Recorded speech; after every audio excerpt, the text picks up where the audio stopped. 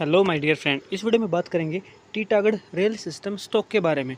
तो ये वीडियो बहुत ही शानदार होने वाली है। अगर आप चैनल पर नए हैं तो चैनल को सब्सक्राइब जरूर करें। तो यहाँ पर आप इस स्टॉक का करंट प्राइस देख रहे हैं 1094। जब इस स्टॉक में रिटेल इन्वेस्टर 40.9% थे, तब इस स्टॉक का प्राइस 109 रुपये था। और ये बात है सिर्फ 2022 की, यानी कि सिर्फ 2 साल पहले ये स्टॉक में रिटेल इन्वेस्टर 40% थे और प्राइस 109 रुपये था। उसके बाद ये स्टॉक 2000 तक चला गया और उसमें रिटेल इन्वेस्टर सिर्फ 20%, 26% या 28% रह गए। 12% रिटेल इन्वेस्टर निकल गए और इंस्टीट्यूशंस 3 से 4% पर था और वो वहाँ पर 18% तक हो गया। यानी कि पब्लिक ने इस स्टॉक को बेचना शुरू किया और इंस्टीट्यूशंस ने इसको बाई करना शुरू किया और इस स्टॉक का प्राइस 2000 तक चला गया। लेकिन उसके बाद ऐसा क्या हुआ कि इस स्टॉक में लगातार गिरावट हुई और ये प्राइस अब 1094 तक आ गया है। और ये प्राइस क्या आगे भी गिर के 1009 या फिर 830 इस प्राइस तक जा सकता है। इस वीडियो में इस चीज़ को समझने की कोशिश करेंगे। तो सबसे पहले कंपनी के बारे में जानते हैं कि कंपनी का काम कैसा है और क्या ये काम हमें डिसाइड करने के में मदद करेगा कि ये स्टॉक दोबारा से यहाँ से ऊपर चला जाएगा या नहीं चला जाएगा। यहाँ पर सबसे पहले बात करें Titagarh rail system limited company क्या क्या चीज़ मैन्युफैक्चरिंग करती है।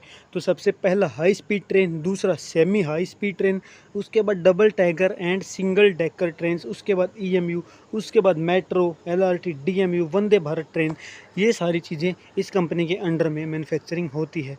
उसके बाद आप देखोगे तो सेवरल प्रोजेक्ट्स, क्या क्या प्रोजेक्ट है, Pune metro, Bengaluru metro, Vande Bharat train. Vande Bharat आगे चल के स्लीपर ट्रेन्स भी चलाने जा रही है। यानी कि कंपनी के काम तो बहुत शानदार हैं और कंपनी के पास काम की कोई कमी भी नहीं है। बस अब हमें इसका एक फंडामेंटल देख लेना है कि कहीं कंपनी के ऊपर इस काम के चलते कोई कर्ज तो नहीं हो गया है। और उसके बाद देख लेना है कि टेक्निकल एनालिसिस कि कहाँ पर हमारे स्ट्रॉन्ग डिमांड जोन बन रहे हैं, जहाँ पर दोबारा से इंस्टीट्यूशंस के ऑर्डर पड़े होंगे, जिस पे हम समझ पाएंगे कि वहाँ पे आने के बाद प्राइस दोबारा से ऊपर जा सकेगा। अब बात करें टेक्निकल एनालिसिस की, तो आप यहाँ पर देखोगे तो यहाँ पर प्राइस ने बहुत बड़ा गेन किया। उसके बाद से इस प्राइस में गिरावट आनी शुरू हो गई और यहाँ पर आप देखोगे तो प्राइस में काफ़ी हद तक करेक्शन हो चुकी है। लेकिन अभी भी एक स्ट्रॉन्ग डिमांड जोन हमें यहाँ पर दिख रहा है, क्योंकि ये जो बड़ी ग्रीन कैंडल्स है यहाँ पर इंस्टीट्यूशंस ने कहीं ना कहीं एंट्री ली होगी। यहाँ पर बड़ी ग्रीन कैंडल, उसके बाद आपको बेस कैंडल्स दिख रही हैं बीच में 3 से 4 और फिर से यहाँ पर आपको एक बड़ी रैली कैंडल यहाँ पर दिख रही है। 2 रैली कैंडल हैं, उसके बीच में ये बेस कैंडल्स आपको यहाँ पे दिख रही हैं। तो यहाँ पर हम कह सकते हैं कि प्राइस की जो करेक्शन है वो यहाँ तक दोबारा आ सकती है, क्योंकि इलेक्शन डे की जो कैंडल्स थी जून महीने की 3 और 4 जून की जो कैंडल्स थी वो यहाँ पर आपको दिखती है करेक्ट होके आती हुई। यानी कि यहाँ पर इस जोन को हम demand zone, strong demand zone मान सकते हैं। तो यहाँ पर प्राइस दोबारा आएगा, जैसे कि मैंने वीडियो के स्टार्टिंग में ही बताया था कि 1009 तक प्राइस की करेक्शन हो सकती है।